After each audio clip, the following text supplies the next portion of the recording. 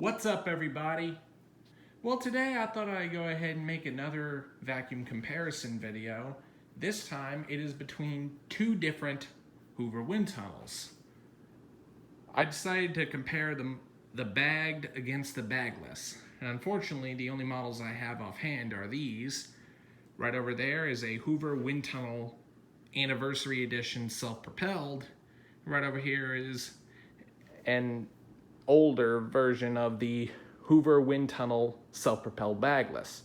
They did make an anniversary of this when they went to the TTI manufacturing, like the anniversary. But that one was black. It had the looped handle like the bagged one here.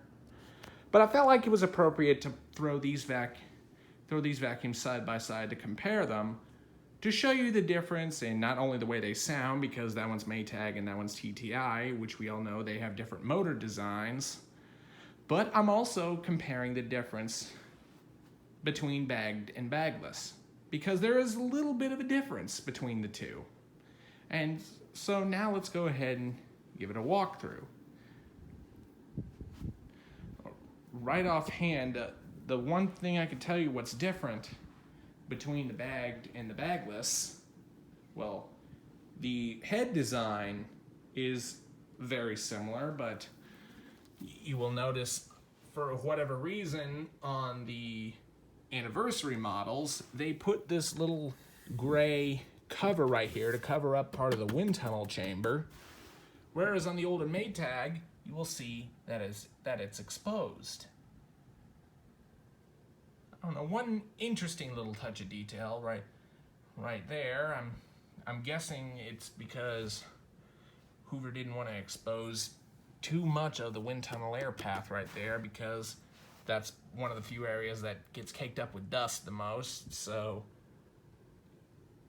just doing that for whatever reason on Hoover's end made it a little bit more stylistic.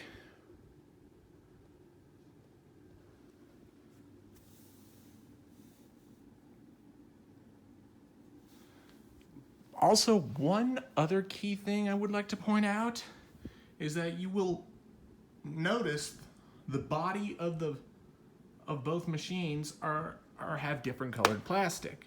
You see, the Maytag one uses a black plastic, and the TTI base version has gray plastic, which I honestly didn't know that at first, mostly because I've had this in lower light rooms for most of its life, but I never paid attention to the fact that this actually has gray plastic, which really surprised me, because only the older Hoover Elite uprights that were made from like the 93 and below had gray plastic, but that's back at the time when Hoover was under Maytag and they had a little bit more money, I guess, so to speak, and so they made it to look a lot more aesthetically pleasing.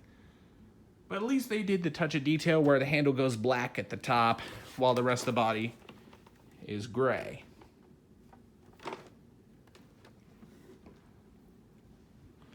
As you can see, here's the bag for the bagged wind tunnel. It's got your traditional Hoover Type Y bag. I'm running a HEPA for increased filtration. Right up here is the cover for the air-powered turbo brush, which is, I like it how the older versions of the anniversary wind tunnels actually had the plastic door like their Maytag counterparts. As you can see, the wind tunnel bagless has a very similar in design pet hair turbo brush. I'll again pull the anniversaries out. As you can see, they both look very identical, but you will notice the underside has a tan body, the other one has a black body. And also I like how the bagless version has green bristles, which match the green bristles on the brush roll, if you could barely see, which I'll show you those later in the video. But the best thing is since they're the same design, they could pretty much fit in the exact same spot. So now I'll go ahead and put them back in their original spots. Also on the Bagless model, you have your dusting brush and upholstery tool up alongside the Pettier Turbo brush, whereas the bagged version, you have them on the back here. And unfortunately, the upholstery tool went missing on this one. But you see most of the tools on the TTI version are black. Unfortunately, they're not beige coated like these. Well, with the exception of the wands being black. Which, unfortunately, this one does have an extra long crevice tool, but unfortunately, this one's missing. The bagged one only has your typical small Windtunnel Elite style crevice tool. But I do like it that it also has the 2 extension wands. The hose, pretty self-explanatory, nice flexible hose, which I honestly feel like the hose material on the TTI versions are a little bit better quality than the hose materials on the Maytag version. So you see this one looks just very flimsy, and you do have to kind of twist it up to get it to wrap back in, otherwise it'll just kink up and you will leave a permanent kink in it. Also, nice other touch of detail is that the switch on the Maytag one is color coded in beige, to kind of match the onboard tools up front, whereas the TTI version is just gray, which there was a time where these used to be red back on the early 2000s models and the mid to late 90s version.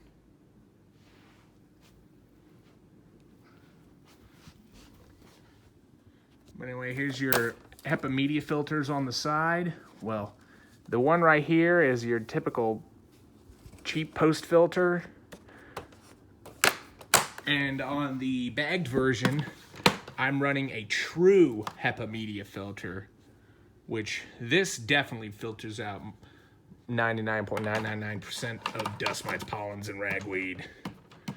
And unfortunately, this will not fit in the bagless version for whatever reason. It will slide in place, but the door just won't close. You will have to trim these vents down in order to get this thing to close all the way, which I'm honestly not bothering taking the time to actually do that.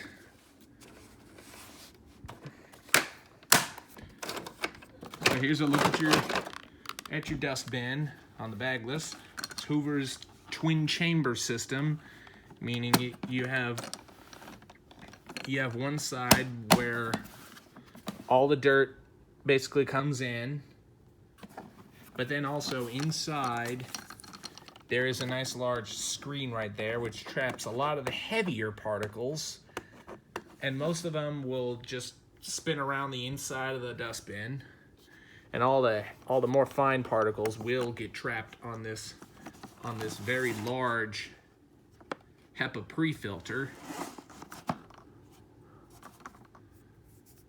I don't know why, but for whatever reason, on the Bagless version, or at least the self-propelled version of the Bagless uprights, you have an extra set of little rubber teeth that are used for edge cleaning, as you can see down here. The Maytag version is just blacked out because apparently they went cheap right there.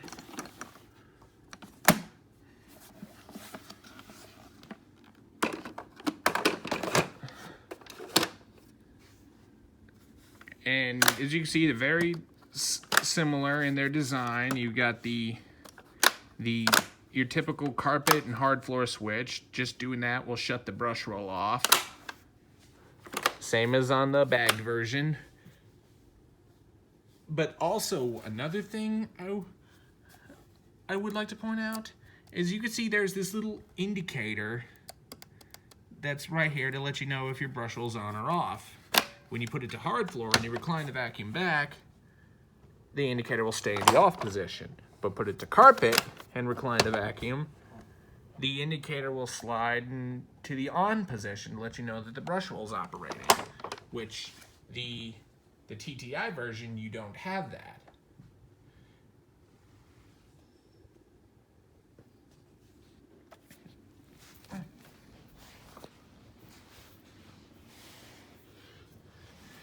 And you will notice another difference on the Maytag versus TTI version. The plugs are a bit different too. As you can see, the older style plug with the nice different cord plug-ins. As you can see, the TTI's is just perfectly clear, and this one's iodized. Both do their job just fine, but another big thing that differentiates between the bagged versus bagless is their suction design. I don't know, but for whatever reason, Hoover, when they made these bagless vacuums, made a suction diverter valve and put it right down into the head of the machine, so when you recline the vacuum back, it opens a little valve that down into the head of the vacuum so that you can get all the suction down there, and when you put it in its upright position, it closes off that valve and all the rest of it will just go through your hose. And as you can see, there's a little divided end right down here that basically shows you the different air paths, and when that valve opens up, all of it will go straight down through the head of the vacuum, whereas the bagged version does not have that. It just uses the traditional hose connection right into the side of the vacuum, and which flows down into the head of the vacuum and pulls the suction out while you're vacuuming. Which I honestly like this design better on the bagged version because there's less moving parts you had to deal with. When I actually picked up that bagless version, that diverter valve was actually stuck, closed. So it would only get suction through the hose. Which I managed to get that fixed, and now it works just fine as if it was new. But I honestly like the simplistic bag hookup right here. As you can see, it all runs through the hose and down into where it enters to the bag. It was just much more easy to deal with this, and you don't have as much moving parts like the bagless. But anyway, before I go ahead and run these, let's go ahead and flip them down so you can see the brush roll differences. Another thing that's different between Maytag versus TTI. As you see, the brush rolls are a bit different in their design. The Windtunnel, the Maytag edition, uses your thin design brush roll. I believe Hoover designed it like this to channel airflow. They've used this similar design of brush roll on their Elites back then. The bristles are medium stiff. I do like that they're neon green, but unfortunately the bristles are a little bit worn down. So this probably will need a replacement brush roll, but I really don't want to because I like the color of these neon green bristles. When TTI acquired the Hoover name, they went to this nice Cleveland Wood Products made brush roll. Yeah, Cleveland Wood Products makes this brush roll. Same brush roll manufacturer for Kirby's and I think a couple other TTI products makes these, and they make quite replacement brush rolls for a lot of other vacuums, Eurekas, Bissell's. They obviously make parts for Kirby's because that's the original maker of the brush roll, but as you can see, much more stiffer nylon bristles on this one. and which right back underneath here are the drive wheels. The rear wheels are nice color coded on the TTI version, where it's the Maytag version, I should say. The TTIs are just straight black. There I remember was an older version of the Anniversary Edition, which had chrome non-marring wheels, but later in production they just went to the cheap, just gray wheels with the black soft non-marring material. I think I pretty much blabbed on enough about the features. One more thing I would like to point out: the handle design is a little bit different. As you can see, the Anniversary style version uses this new loop style handle, which I honestly like a little bit better because it looks a little bit more pleasing than this just straight up design like on the Maytag versions. But now let's go ahead and unravel both cords. Go ahead and plug them both in.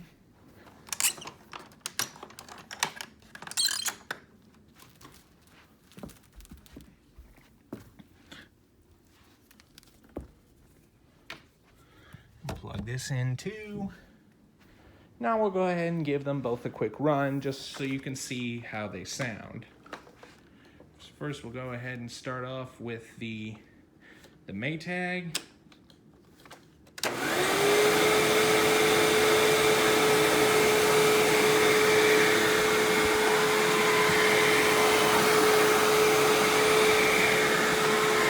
That squealing is just the self-propelled transmission. These tend to do that once they start aging.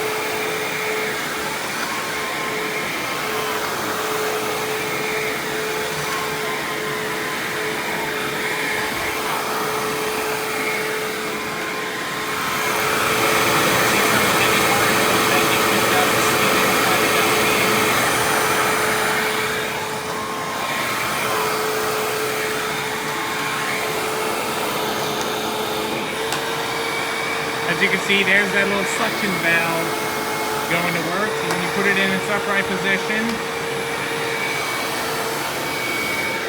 all the suction will go through the hose. Not much, but some suction does go through the hose.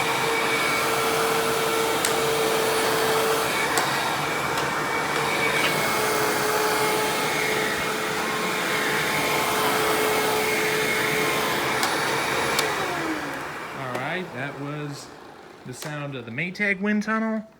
Now we'll again give you the sound of the TTI wind tunnel. A little bit louder sounding.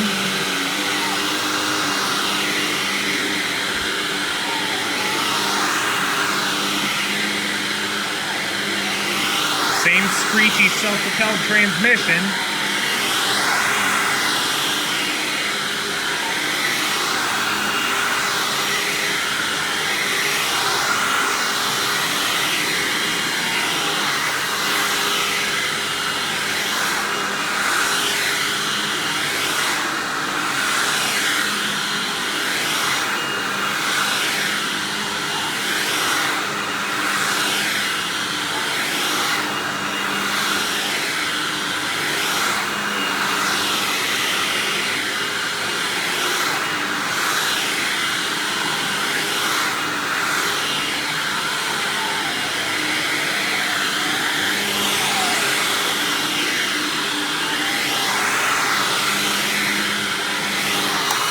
Let me show you the brush roll on off feature.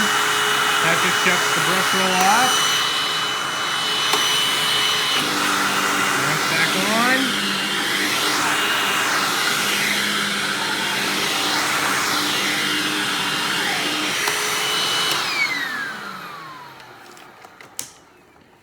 thing I personally do not like about both self-propelled models, this is a thing they share despite being bagged and bagless and having different design motors, from one being Maytag and TTI, because for most of all, the design of the vacuums are similar in design besides. But anyway, let me just cut to the chase here. The clutch design system on both these vacuums are not individual. They basically integrated the clutch system into the self-propelled drive. I don't know what Hoover was thinking when they decided to do it this way, but apparently it was too much for them to put a big spring towards the back, so when you put the vacuum into an upright position, it'll stretch the belt out and the brush roll won't spin. But they just integrated this little V-belt inside right here, which, good thing about those is they don't stretch and break as easily as the main rubber belt that connects to the self-propelled transmission is. But the problem with having this integrated into the self-propelled drive is when the main belt breaks, not only will you lose your self-propelled, but you will also lose your brush roll, which I honestly think that's a really pathetic design on Hoover's part. Because I honestly, even without a self-propelled, I'd still want at least a turning brush roll. But anyway, that was the comparison between the Hoover Windtunnel bagged and Windtunnel bagless. Be sure and stay tuned, and don't forget to like, rate, comment, and subscribe. Thanks for watching, and we will see you next time.